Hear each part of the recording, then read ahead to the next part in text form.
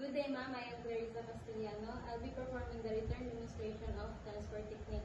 So first thing to do is to identify the patient using the two identifiers. So hi, ma'am. Can I ask your birthday, your name, and your age? So what is your name, ma'am? I am Melissa English, July 2006. I'm 18 years old. Thank you, ma'am. Now is to assess the patient's physiological capacity to transfer. So next is I'll be checking the patient's muscle strength. So ma'am, can you lift your hand? Your hip. So next is to check the patient's cognitive status. So here's our equipment, the transferring belt. So as if this is our wheelchair. So the next is planning. So the planning is to tell the patient's procedure. So next is the hand hygiene. And now, let's proceed to our implementation. So next is to assess the patient into side-lying position. So ma'am, in a count of 3, let's do the side-lying position. 1, 2, 3.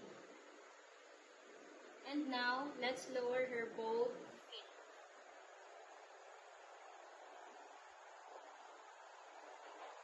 So next is to change the patient's position into sitting position. So ma'am, in a count of 3, I will change your position into sitting position. 1, 2, 3.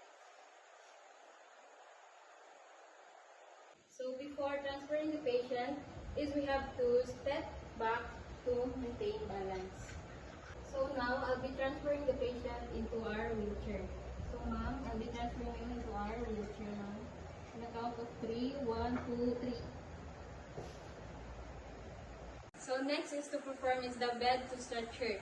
So they are the caregivers will help me to transfer the patient into the bed stretcher.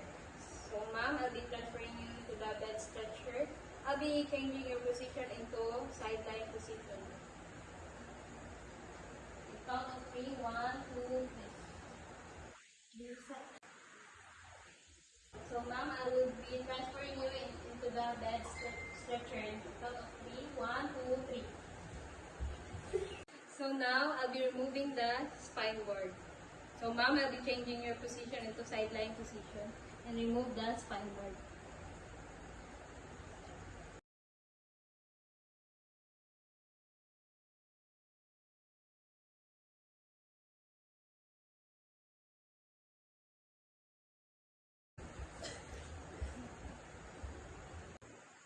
So next is hand hygiene.